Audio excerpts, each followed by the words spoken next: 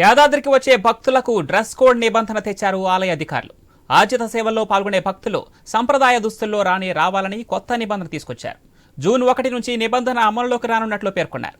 Queue line ద్వారా దర్శనం చేసుకునే భక్తులకు ఈ నిబంధన నుంచి మినహాయింపు ఇచ్చినట్లు యాదాద్రి దేవస్థాన అధికారులు వెల్లడించారు.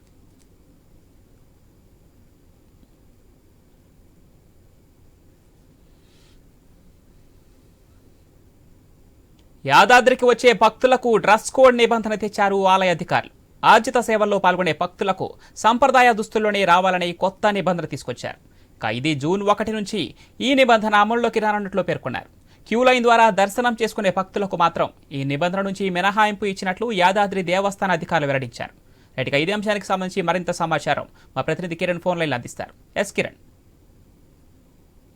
కాంగ్రెస్ ప్రభుత్వం ఏర్పడిన తర్వాత యాదగిరిగుట్టలో కొన్ని కీలకమైన మార్పులు తీసుకొచ్చింది. ఆ నేపథ్యంలోనే మరోసారి కొత్తగా కూడా ఇటు డ్రెస్ కోడ్ ని కూడా అమల్లోకి తెచ్చింది. ఏదైతే సాంప్రదాయ దుస్తులు ధరించి మాత్రమే ఇటు ఆర్జిత సేవల్లో పాల్గొన్నారని కూడా ఇప్పటికే ఒక నిబంధన అనేది తీసుకొచ్చింది. అంటే సాంప్రదాయ దుస్తులు అంటే పట్టు పంచ పట్టు షర్ట్స్ మాత్రమే ధరించాలని పేర్కొంది. అయితే ఈ క్యూలైన్ లో వచ్చేటువంటి భక్తులకు మాత్రం ఈ నిబంధన అయితే మినహాయించింది. కేవలం ఆర్జిత సేవల్లో పాల్గొనే వారికి మాత్రమే ఈ నిబంధన అయితే విధించిందని చెప్పొచ్చు. ముఖ్యంగా ఈ నిబంధన జూన్ 1 నుంచి అమల్లోకి వస్తుందని కూడా ఇప్పుడు ఆలయానికి సంబంధించిన అధికారులు కూడా పేర్కొన్నారు. ముఖ్యంగా ఇటు శ్రీశైలం కావచ్చు, తిరుపతి స్థాయిలో యాదగిరిగుట్ట టెంపుల్ ని డెవలప్ చేసే విధంగా అక్కడ ఏ అయితే నిబంధనలు ఉన్నాయో ఇక్కడ కూడా నిబంధనలు అమల్లో పెట్టే విధంగా కూడా ఇటు రోజు రోజుకు ఆలయానికి సంబంధించిన అధికారులు కొన్ని మార్పులు అయితే తీసుకొస్తున్న నేపథ్యంలో తాజాగా ఈ డ్రెస్ కోడ్ నిర్ణయాన్ని తీసుకున్నట్టు కూడా తెలుస్తా ఉంది పవన్. అయితే కిరణ్ చూసుకుంటే తిరుమల తిరుపతి దేవస్థానానికి దీటుగా తెలంగాణలో ఉన్నటువంటి యాదాద్రిని గత బీఆర్ఎస్ ప్రభుత్వం అయితే గొప్పగా అభివృద్ధి చేసిందని చెప్పుకోవచ్చు. అయితే దీంట్లో భాగంగానే ఇప్పుడు ఈ డ్రెస్ కోడ్ నిబంధన ఒక మంచి అంశమని చెప్పుకోవచ్చు.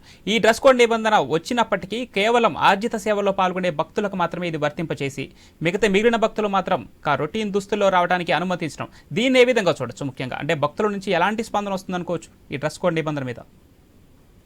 అదే రోజు రోజుకు యాదగిరిగుట్ట సంబంధించి కొన్ని కీలకమైన నిర్ణయాలు తీసుకుంటున్న పరిస్థితి ఉంది. అయితే బీఆర్ఎస్ ప్రభుత్వంలో గాలివేలి ఏరియా రీతిలో యాదగిరిగుట్ట డెవలప్ జరిగింది. అయితే కొండపై నిద్ర చేయడానికి సంబంధించి కావచ్చు, కొన్ని ఆటోలను పైకి పంపే విషయంలో కూడా కొంత కఠినంగా వ్యవహరించింది. ఇటు కాంగ్రెస్ గవర్నమెంట్ వచ్చిన తర్వాత కూడా కొబ్బరికాయలు కొట్టేటువంటి అంశంతో పాటు ఇటు కొండపైన నిద్ర చేసేటువంటి కొన్ని మార్పులు అయితే తీసుకొచ్చింది. ఈ మరోవైపు ఇక్కడ డ్రెస్ కోడ్ నిబంధనలు కూడా తీసుకొచ్చేటువంటి పరిస్థితి ఉంది. ప్రస్తుతం అయితే ఆర్జిత సేవల్లో పాల్గొనేటువంటి భక్తులకు మాత్రమే ఈ నిబంధన తీసుకొచ్చింది. ఎందుకంటే గర్భగుడిలోకి వెళ్తారు కాబట్టి, గర్భగుడిలో ప్రత్యేక పూజలు చేస్తారు కాబట్టి ఆ కైంకర్యాలకు సంబంధించి మాత్రమే ఈ నిబంధన తీసుకొచ్చింది. అయితే ఇటు మామూలుగా ఇటు శ్రీశైలం లాంటి టెంపుల్లో కూడా క్యూ లైన్ లో నిలిచినటువంటి భక్తులకు